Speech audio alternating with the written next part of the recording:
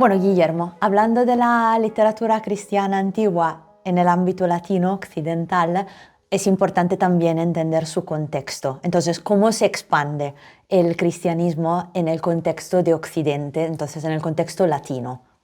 En el contexto latino, el cristianismo se expande principalmente por las vías que tiene el Imperio Romano. Cuando hablamos de vías, todo el mundo quizá piense o tenga en mente las vías romanas que transcurren por toda la península ibérica y por, en realidad, toda Europa y una gran parte de Europa y del Mediterráneo.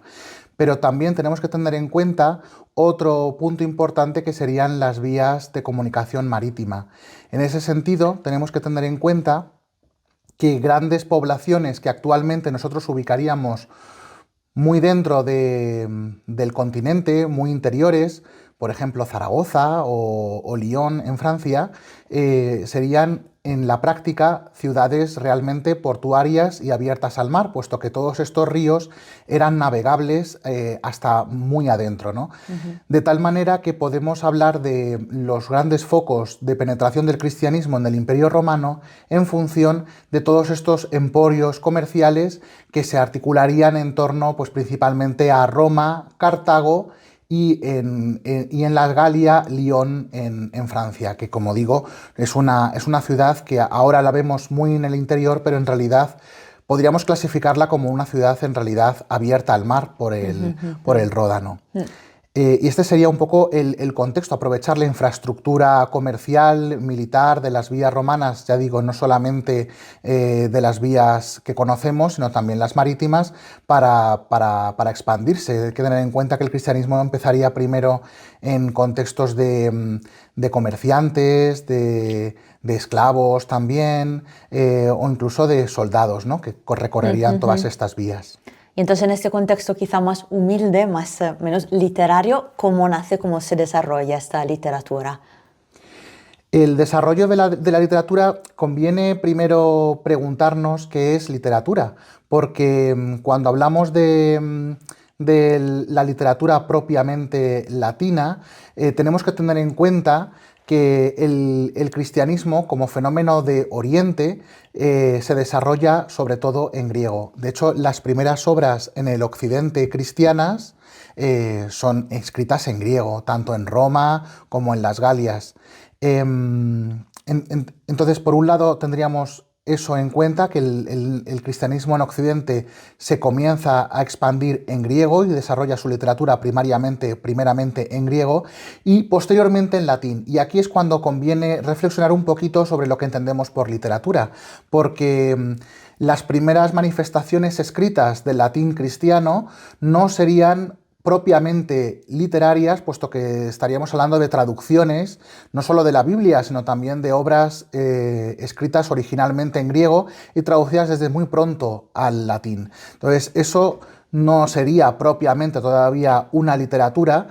Hay que esperar en realidad bastante tiempo, hasta el siglo III, para poder tener los primeros testimonios de un latín literario cristiano. Y una vez que este se desarrolla, entonces, ¿con qué temas se enfrenta? ¿De qué quiere hablar? Sí, aquí podemos hablar fundamentalmente de dos tipos, digamos, de problemáticas, ¿no? Dos vertientes, como el tejado de una casa, ¿no?, en dos aguas. Por un lado tendríamos unos problemas internos, que serían, pues, sobre todo el tema de las herejías, por ejemplo, las relaciones internas de los cristianos con ellos mismos, cómo se perciben como grupo, es decir, relaciones internas. Y por otro lado, todas las relaciones externas, es decir, de su relación tanto con el mundo de la cultura y la filosofía paganas, contemporáneas y precedentes a ellos, como sobre todo el ambiente social en el que se mueven, porque no tenemos que olvidar que en este contexto los cristianos son, ante todo, una religión perseguida, una religión prohibida. Entonces, el tema de las persecuciones en toda esta literatura es muy importante y da lugar a toda una corriente que sería los apologetas, ¿no?, los que defienden el cristianismo frente a la cultura dominante, a la cultura, diríamos nosotros, pagana, ¿no? Y si tuvieras que ponernos algún ejemplo, uno, dos, lo que tú quieras, de algún autor que te parece especialmente significativo. Bueno, a mí me gustaría destacar en este primer periodo de literatura temprana latina a Minucio Félix, que he traído conmigo, el Octavio de Minucio Félix, porque entre todos estos autores que podemos señalar de este periodo, pues por ejemplo a Tertuliano, Cipriano, Novaciano, son autores muy polémicos en los que están siempre en confrontación con los paganos e incluso en confrontación con la propia Iglesia. Por ejemplo, Tertuliano, no olvidemos, es un autor cuyos escritos doctrinales son muy reconocidos y muy apreciados, pero es un autor cismático, funda su propia Iglesia tertulianista. Algo parecido también podemos hablar de Novaciano, que también es un autor cismático en este sentido, y Cipriano, el obispo mártir de Cartago, pues precisamente su martirio probablemente lo libró de romper la Iglesia en un cisma más, ¿no? Entonces, en medio de todo este clima de confrontación, de riña interna y externa, destaca este autor, Minucio Félix, con una obra muy cortita y muy bonita, de tres jóvenes amigos, dos cristianos y un pagano, que se reúnen en Ostia, en las playas de Ostia, cerca de Roma, en el puerto de Roma, para hablar para tratar para verse, pero la obra trata de los discursos de ellos a favor y en contra del cristianismo. Entonces, aunque sea también una obra apologética, porque defiende el cristianismo y presenta las argumentaciones de los contrarios, de los paganos, pero no deja de ser al fin y al cabo de describir el contexto de tres amigos, porque son realmente amigos, que pasan el día juntos en la playa.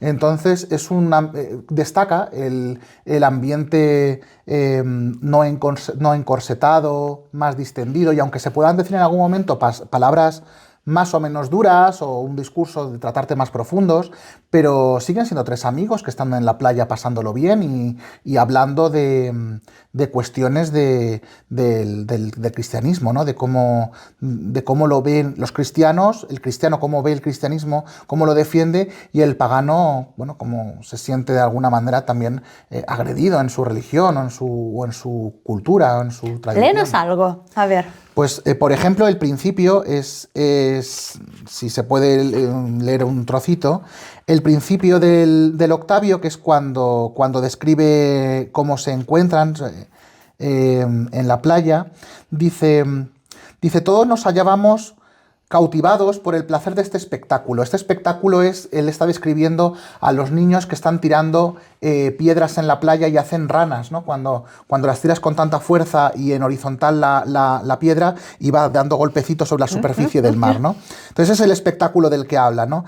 Dice, nos hallábamos cautivados por el placer de este espectáculo. Cecilio, en cambio, Cecilio es el pagano, no mostraba interés ni hacía sonreír la competición, sino que callado e inquieto se mantenía separado de nosotros, reflejando su rostro no sé qué dolor. Le dije, ¿qué te sucede? Echo en falta, Cecilio, esa vivacidad tuya y esa alegría característica de tus ojos, incluso en los asuntos serios. Fijaos cómo se refiere el cristiano al pagano, con esa familiaridad, con ese cariño, ¿no? Y él me respondió, ya desde hace un rato me angustian y desasosiegan enormemente las palabras que nuestro amigo Octavio, las que dirigiéndose a ti reprochó tu negligencia para de modo indirecto acusarme así más gravemente de ignorancia.